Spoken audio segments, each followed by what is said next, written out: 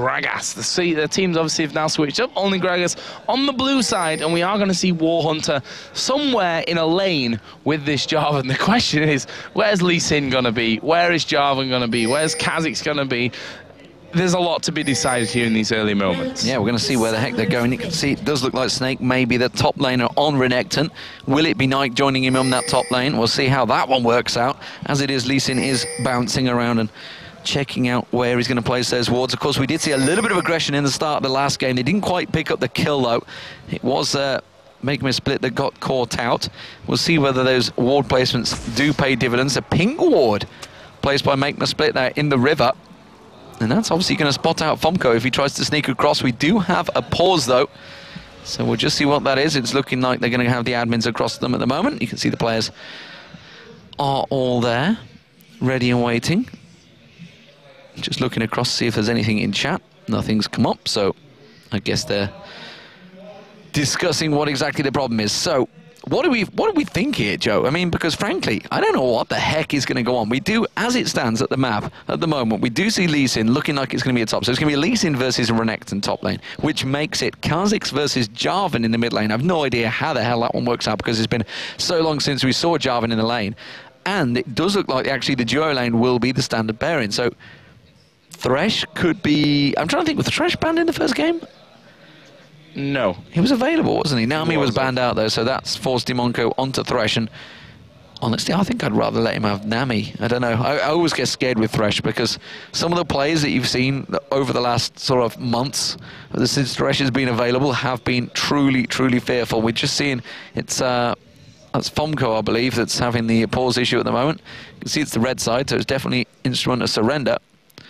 I'm not sure what it is here. For me, it looks like he could be discussing the lights. Yeah, we've been told that information as well. The light is actually causing this problem. You can see there he actually has his monitor right at the back of the table. You saw the admin kind of just posturing to pull the monitor forward. He's like, no, I want it back there. That's where I have it. But this is what we were talking about at the start of the show. This is things you have to be used to. Yeah. These, I mean, I know for a fact from talking to players before at various events, you know, when we have flashing lights on kills and stuff like that, my God, it can send them berserk. But, you know, these are things that the pro players, the pro scene, just simply gets used to. Yeah, and that's something that at the start of League of Legends and the teams, you know, like your SKs, your Fanatics, your Gambits, and you know, everyone else out there in all across in scenes across the world, that they've had problems in the early stages with this one particular light that was bouncing off a pole here into your eyes here, and you know, just these little things that can throw you off. And we talk about it all the time. It's about getting yourself as much as you possibly can on a stage front of thousands of people, you know, with lights on. You're getting yourself as close as you can to that setup that you have at home, whether that means wearing pajama bottoms while you're playing.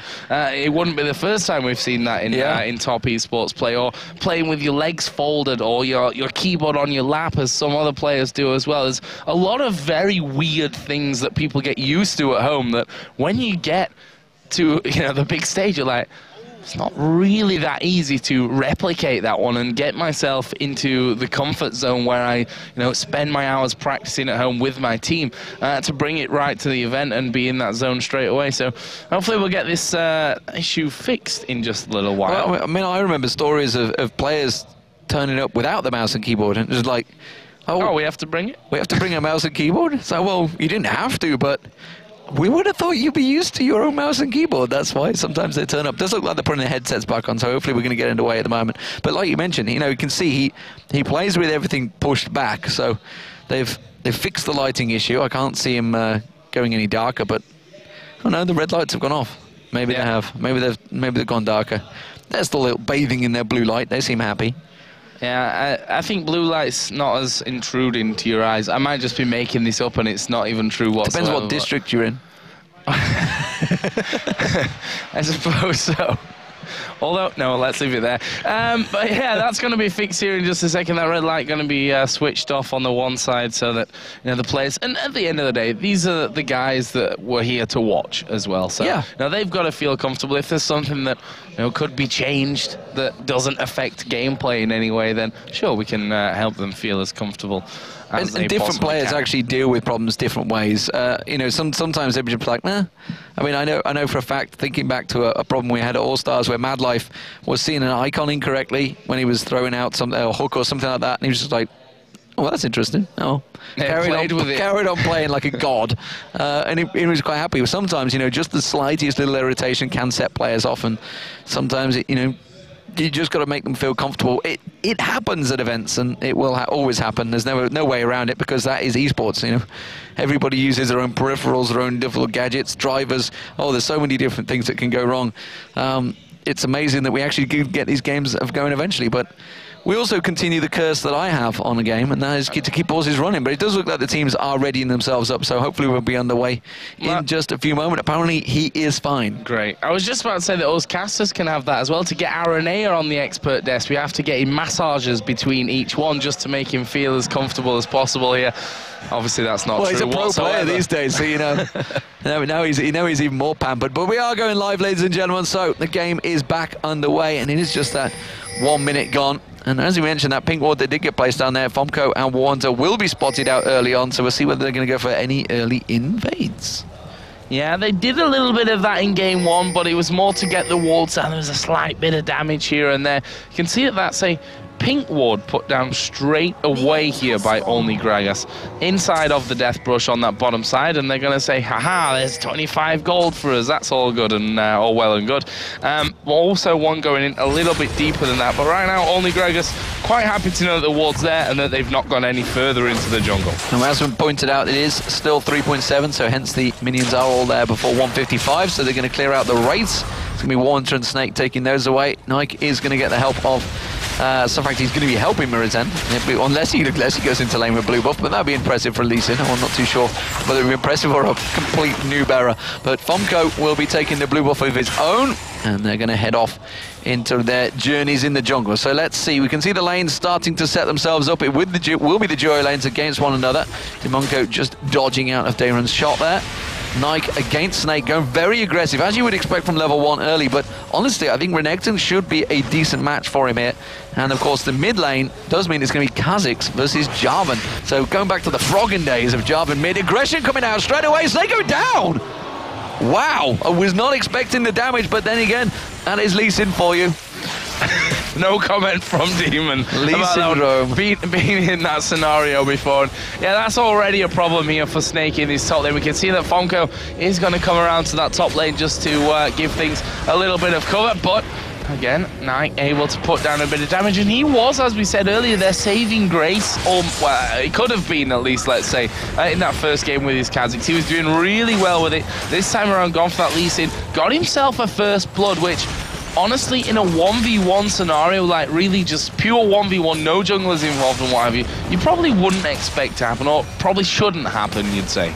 No, I'm just going to double check, see if he's not been dirty and got like 1% crit or something horrible like that. No, he hasn't.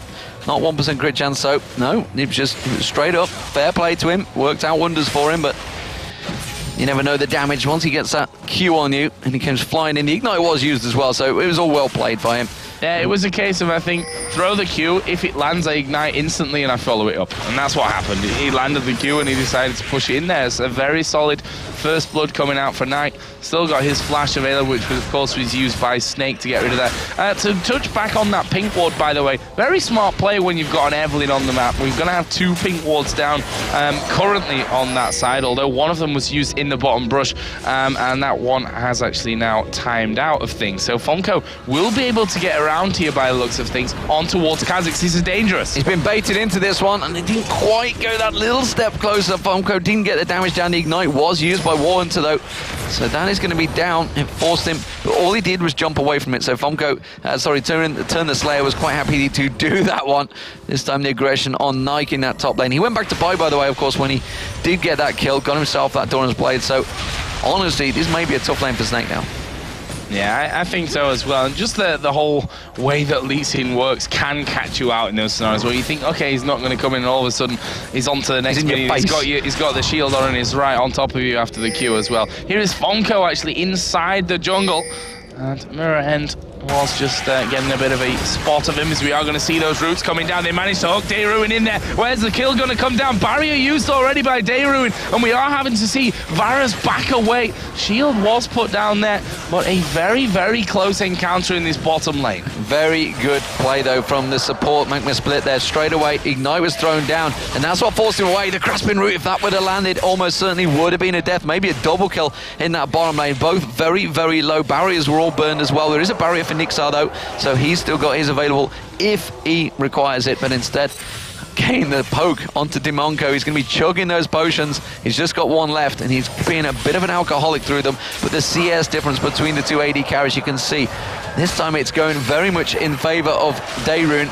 The hook missing out once again from Dimonco, but he's got that lead building up, 42 to 27 CS. That's a big, big difference, but Warhunter, he's going to be set up here, but I think they've pushed the lane too much. Yeah, I think so as well. That's going to go straight through there. I mean, it was a little bit low, there, turn the Slayer on his Kha'Zix, and I think it was more of a case of, right, let me just get back here and get safe from this. But that's the problem that Warhunter's going to have. If he wants to try and 1v1 the Kha'Zix, he's always going to be able to jump away from that Cataclysm. It almost has no effect on that play whatsoever. Obviously, unless he's already used that jump to get himself in there, then it's a different thing. There's Nike here in the top. Seems like Snake has composed himself after dying there at level 1 and, you know, engaged the anti-Lee Sin mentality that everyone needs to have against him. And once he hits 6, he's going to be a bit of a pain in the backside for Nike. Honestly, I don't think he's going to have that burst craziness, because that was, I think it was a level 1 or level 2 engage. This time Fomco is going to get spotted. That pink ward will show him, and look how quick you can disengage. Nike just straight away, and actually thinking about trying to land that kick onto Fomco. Yeah, the pink ward has just timed out. Literally, Fonko was 5 seconds, 10 seconds too early into that lane. The pink ward has now gone, so if he were to return right now, which you probably won't realize after all that, he would probably be able to get in there. As it goes, though, the CS lead is going to go bigger once again. Yeah, Dayruin, oh, they almost get the grasping root down. And actually, both of them got away there despite the best efforts of Make Me Split. There's another pink ward down in that bottom lane to stop Evelyn visiting into there. So far, actually, these pink wards been very successful at keeping Fomco quiet. Absolutely. So, difference in items, not really between the AD carries, actually. They both got Vampire Accept and Double Thorin's Blade, so no boots being picked up by either. There was 2 pots being picked up, mana and health, though, by Dayruin, so he did have that slight advantage. Of course, that was the CS advantage he had gained, and now you can see as they've shoved up on that tower, point damage down on towards it, as Nixar does return to lane and has still left that gap, 15 CS between the two AD carries. That's one of the big differences. Of course, the mid laner, Warhunter, doing a fantastic job of farming right now against Turn the Slayer. He's built himself up a 12 CS gap as well, and now he's heading south, Joe. He's looking to get some kills here, and you can see that only Gragas, they're following him up. Yeah, he put a ward down there on the backside as well of the Dragon Pit, which, I don't know, I think he was just trying to get that vision down there as well. Decides not to go through. There was a ward in the riverside as well, which you'll have seen him left there, leaving that lane. So, in the end, had a bit of a sneak down, but he realized that they were probably going to be following him in there anyway, and he may have just been signing his own death warrant. If you look at the gold, it's 1,000 gold lead right now. It's Dayruin actually going to get pulled in. He actually used the Arcane Shift to get away at the same time that happened as well, which made it kind of awkward to watch, and they weren't able to follow up on it just after. Now Hook's going to be available again in a moment. Dayruin going aggressive, will get spotted out. It's, Fomco that tried to sneak down there. That pink ward in the bush, though, did spot him. So he wasn't quite so sneaky as he thought. Hunter aggressive in the mid lane. He's going to use the Cataclysm. Fomco's going to come in. Can they finish it off? Well, Turn the Slayer does get it. Flashes away. I think he may well have just outdone himself here. He's going to leap across, surely. It will be get reset. He's got the blue buff down. He's going to try and get the lifesteal on Fomco. Will he have enough? He's going to have to dive the turret here. He will pick up the kill. Fomco finally follows it through, and that had to be really made to pay. Bottom lane as well is going a little bit crazy from this one. Maybe he's playing. Oh, sniped up from the back by Nikasaur. Dodges the passive out of Zyra as well. But not quite the ultimate there. And there's an ignite in the top lane. It's going off all over the map at this point, keeping the cameramen on their toes. And, well, crazy, crazy action. And after all that, we're left with 3-3 and only a 400 gold game. That's really just even things up right there. And that is one solid snake in the top lane there. I knew that was going to happen. I had to get that one in. It's all right, because you called Nikasaur playing down the bottom lane, so now we've both done it a piece. Yeah, you did. Nikasaur with the snipe. She's loving her time here in Moscow, and who'd have thought? She's actually Russian, and she does play for instrument of surrender. Maybe, well, maybe she likes her instruments. She does play in the Summoner's Rift all the time. So Turn the Slayer is back in that mid lane. I don't know where I was going with that one. Joe's actually died. Joe's died. Oh my word, we are having fun in Moscow, ladies and gents, but it is going to be the Tear of the Goddess was picked up. Ooh, just seeing where he was going to go with that one. Actually, he's going to push out. So CIS wise, this does mean, of course, Nixar now has returned to this bottom lane. He's going to start gaining a little bit. It's gone, what, 500 gold behind. Look at this. Fomco's going to face check straight towards Mirror Ender here. Will they turn it into a kill? Turn the Slayer is there. Do they know that Mirror's Ender? He hasn't actually gone into that bush. I think they have a inkling. Did he pass through? Look at that. Fomco playing just perfectly there. Used himself out the shadows of the ward positioning. Didn't get spotted. Put the ward down himself. Have got that pink ward in the bottom. They're going to go looking for kills down here, but that tri-bush has got that pink ward in. So Make the Split has covered himself, covered his ground, realizing they are very much heavily pushed here. And actually Mirror End is now coming down, Joe. I think they're going to go straight towards that tri-bush. Yeah, they definitely realise that he may be somewhere around that one, and they are going to see them push in now. Demonco is the first target. He completely misses the hook there, but the damage onto Dayruin is pretty strong anyway. Grasping Roots will come down with the Strangled Thorns. Mirren trying to escape from this one, and in the end, it will be just a 1-for-0, going low on both sides, but nicely executed by only Gragas. And there's Warhunter having a sniff as well. Yeah, he's come down, and you can see he's already followed and tracked by Turn the Slayer. Turn the Slayer ready and waiting in the bush, and he's got completely settled. They didn't jump for it though. I'll tell you what, I would have thought he could have gone for that, but he realized his rest of his team were not there, and Instrument Surrender going to try and turn this in their favor. They're going to pick up a dragon from this one. There's not really anything coming out here. You can see Magma Split does put that ward down. Suddenly Turn the Slayer is heading north, south, sorry, straight away getting towards there, but they're all going to back away from this one. Fomco's very low. Turn the Slayer might be able to jump for this one. Yes, he is, going straight in there and picks himself up a kill. He's not going to be able to get a second. We see Nixar backs off as well as Fomco, and they are safe. So how does that work things? Well, just 600 gold between the teams, 5-3 in kills, but that is the first dragon picked up by Instrument Surrender. Yeah, that's a nice pickup for them that brought them right back in terms of gold. But look at this, there's a 4-man push now on the middle outer turret. We should look at the CS and the gold difference there, almost 1,000 between them. 25 CS. The Dayruin now has a lead over Nixor, so this is not looking too amazingly well. A completely different game to what we saw in game 1 of this best of 3 between only Gragas and Instruments of Surrender as well. This is definitely a better start to things from only Gragas. Nike, obviously, looking at him right now, got that kill, the opening kill, the first blood in that top lane. He's going to go into Snake, and there you see that once he's got that armor and that Giant's belt in there now, Snake, he's not scared of Nike whatsoever.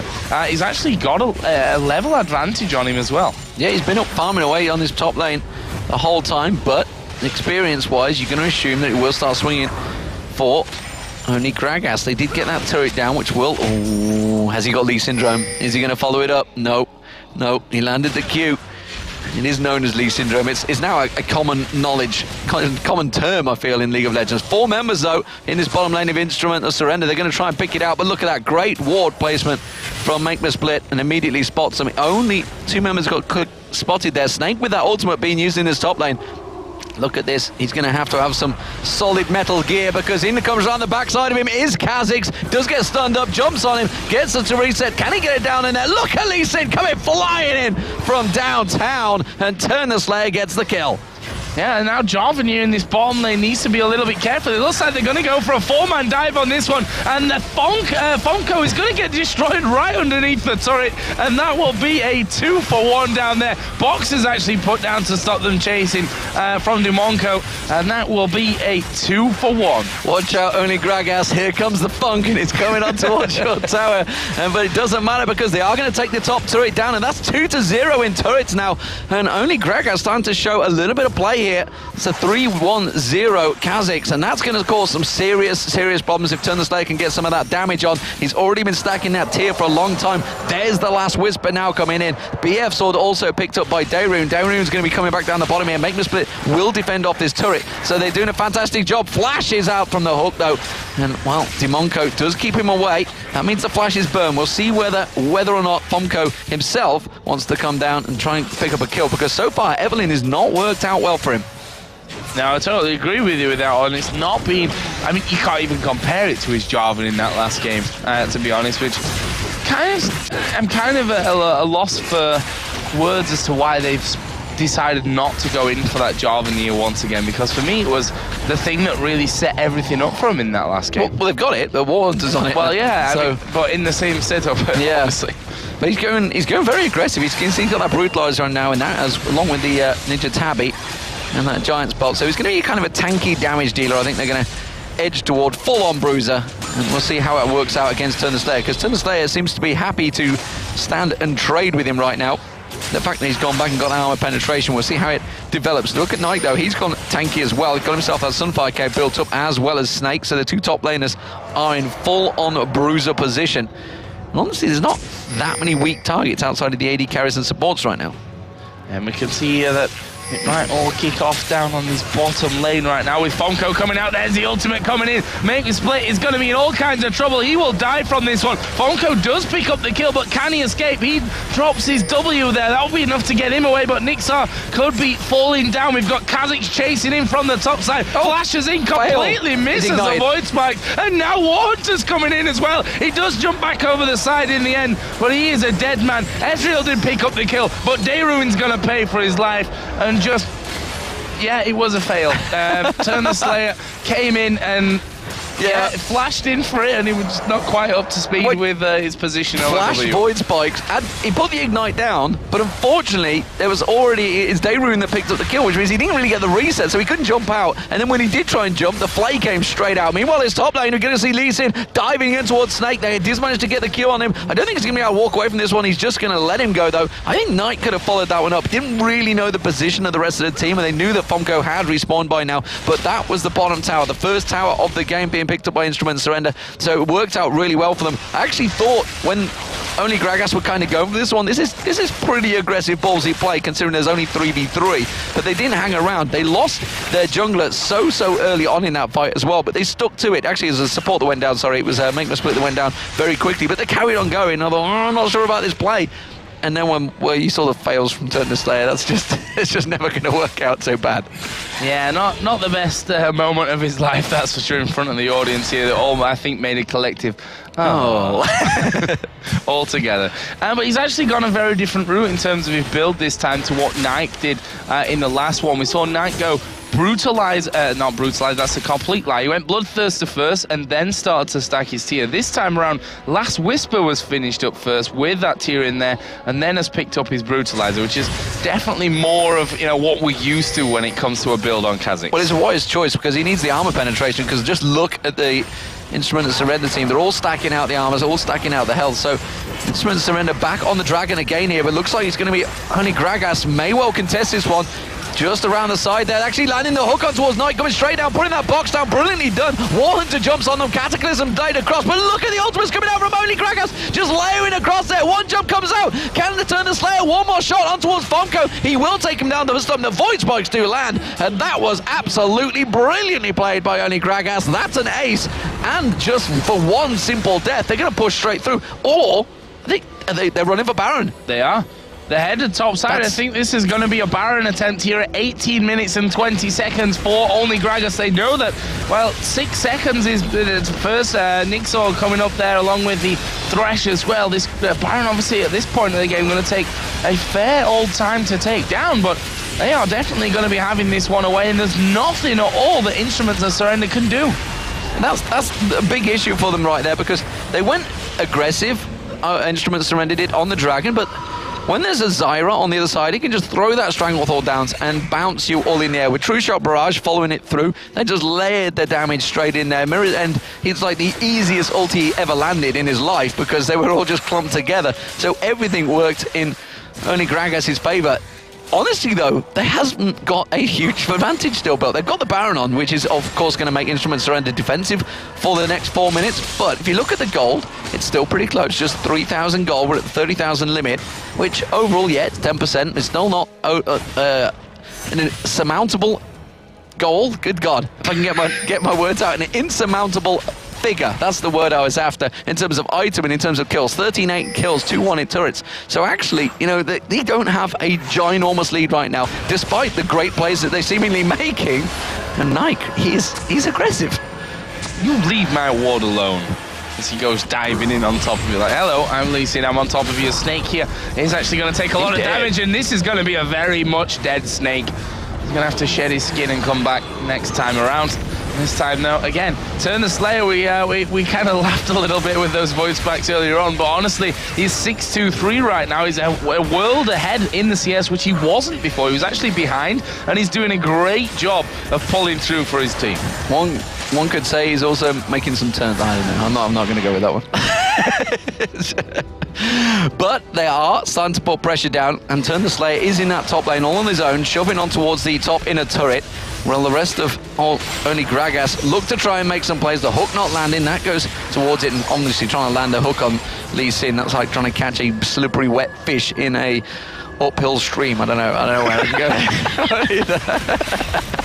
Oh, but they're going to dive in for it. There's going to be the Stranglethorns. Everybody does get out of that. Chain of Corruption lands. Only Gragas in trouble now because he can see his Surrender. What a fantastic ultimate. Mirror's End just turns the fight around on his head. Demonko getting taken very low. There's going to be the start of the battering round from Demonko. But you can see Snake, he's trying to come in. But that's a double kill picked up by Mirror End. There's going to be Lee Sin diving in. Knight just trying to pick up the damage. Dayrun working on that tower now. They're just pushing it down. The inner top turret is also going down. Snake's going to get caught out there. The grasping roots. Lee Sin goes following it through, and it's Dayrun that picks up another kill. They're going to get 2 inner turrets from this one. That's a bound up. Only Gragas, they didn't lose a single person in. It was a 4v5, and they picked up the bloody ace. Absolutely brilliant, and they may be able to take away 2 inhibitor turrets from this one as well. Certainly the first one will go down. They're not going to stick around for the inhib because 3 men have already survived here, or already respawned, I should say. Already survived would be not quite what happened in that one after they got ace. But yeah, we talked about it in the last game from Instruments to Surrender. The ultimates were just so on point. We've just seen it again 2 fights in a row. Down at the Dragon, down in that bottom lane. The Sejuani ulti in particular there right at the end was absolutely on point. And that gives them now that... You see how quickly the gold's gone. Even after Baron was taken, we were saying it's only about 3,000 the difference. But what they've got after the Baron is really the key there. Not what they've got, directly from that Baron. They pushed those inner turrets out. They've got themselves the inhibitor turret in the bot lane. They got themselves an ace, and now they're close to a 10,000 gold lead. And if you look back at the fight, maybe they'll do that in the replay, but only Gragas actually kited it just perfectly away from the turret, just close enough, and then instantly turned it around. They knew exactly what they were doing there. Very, very well played. So they still have that Baron buff up. There's not too long left on it at the moment. I'm just looking towards it. It is, yeah, it's about to wear off in a couple of seconds' time, but who cares? They've got 2 inner turrets from it. They've got an inhibitor turret from it. There's an exposed inhibitor in the bottom lane. They're looking to try and drain down the final inner turret, and the rest of only Gragas starting to stack in for this one. Don't think they're going to see a tower dive just yet, though. But blue buff, everything has been stripped away from Instrument of Surrender. And with that 9,000 gold lead, look at that Magnus, but he didn't even flinch. He's just like, well, if you Cataclysm on me, you may have wasted it because I'm only a support player. I'm just going to walk away from this one, even though I've got my Oracle on. Yeah, they've got so much gold right now that it doesn't really matter too much as the hook comes out. Doesn't quite land, and step by step they're going for this final inner turret that's left on the map for Instruments of Surrender, and it's Dayrun there at the front. You can see that he's gone for more the traditional build there with this Ezreal, going Bloodthirster, Last Whisper in there, and that means that those auto attacks just going to be nailing away on those turrets anyway. And now they're already up towards that inhibitor turret. Hook lands on to Turn the Slayer, but what do you do against the Kha'Zix? You get him in the hook, even if you follow up, he's going to jump off. Yeah, he's just going to jump away from this one. They're going for the exposed inhibitor turret. There's going to be Chain of Corruption just used on Turn of the Slayer, but honestly, that is a kind of a waste. Stranglethorns did go down. Quick charge comes out from Mirror's End. Has he not used that ultimate yet? They can just go towards it and tell a lie. He did. That's going to be the box coming down. Demonko tries to do everything they can, but only Gragas just backing away from these turrets, happily being kited around. They're just going to go back to the inhibitor and say, thank you very much. Everyone back away. We're going to take your inhibitor and walk off. Yeah, and we'll have to see how fast they get away from this one, because there's home guards on a couple of men here for Instruments of Surrender. Turn the Slayer going pretty low. Flash has been used. There goes Jarvan, manages to get the knock up on tonight, but can they follow through for any more on this one? They are going to manage to take down Dayrun. Knight does a typical thing and gets away to the ward, but they have managed to shut down Kha'Zix. Now can they get on Lee Sin? Look at the top side of the jungle. Where's he going? He could hang around in the top side of the jungle all day here, could that Lee Sin without being caught, and that will be a good couple of kills coming out out from Instruments of Surrender. And we can see that 20 seconds left for the Ezreal spawn. They may try and push out. Well, if it was a FPS, we'd be talking about exit frags right there, because that's exactly what Instruments Surrender did. But honestly, the objective, the goal was that inhibitor, and that is what only Gragas found. And all they've lost for it is an outer mid turret. I think they'll take that any day. They're not going to lose the Dragon as well. Only Gragas will have the timing on this one, though, saying they may try and defend it, but they only have 3 members there at the moment. Turn the Slayer only just spawning, so this will be a Dragon, also picked up by Instruments Surrender, but still, the gold difference is going to be around 8,000 gold. Look at that. He thought about it, didn't he? He thought about going in for that one. Had got a ward as well to get himself bounced out of it. And it's going to be the blue buff as well, picked up by Instruments Surrender. So, yeah, not a bad pushback, but they did still lose the inhibitor. Yeah, lost the inhibitor. It's brought them back to just 8,000 or so gold behind from this one. We can see there the Oracle now. It's going to be used to try and clear out, if there was anything really to clear out there. At this point, Instruments of Surrender have spent most of the time in their base trying to ward OGS away from them. But at this point now, they need to get something down on that top side. The Baron is coming up next, and a steal is something that could start to get them back into the game, but still a tall order with, you know, who's strong right now. The Kazakhs at 6-2-3, the Ezreal at 4-2-10. Even if they lose, even if they get aced here, I think it's going to be hard for Instruments of Surrender to really capitalize on that a second time. Yeah, and the hook on Dayron is not really what they're aiming. Oh, Chain of Corruption used, but straight away Mirror Ed throwing his Glacial Prison out. Is it going to be enough to try and knock them down? Stranglethorns flashed on towards, they will go towards Snake, and look at that! Turn the Slayer, jumping in from the back there, he's going to get on towards Nixar. Demonko goes down, gets the reset, straight on towards the next one. Snake's going to get dropped as well. Does Jastly use that leap though, but Knight's going to chase on towards Warhunter. They're not too worried, they've got super minions coming up the bottom lane here, and Warhunter is in desperate trouble. That's going to be Turn the Slayer. He has got the jump, he's going to pounce into this one. Get straight on towards it. That's going to be Warhunter going down. They're straight on towards the Nexus turrets, and that is going to be only Gragas picking up game 2. It's going to be the 3rd match coming up here. Fantastic performance from Oni Gragas after an absolute demolition in game 1. They do take game 2 for a 3rd match. And it just goes to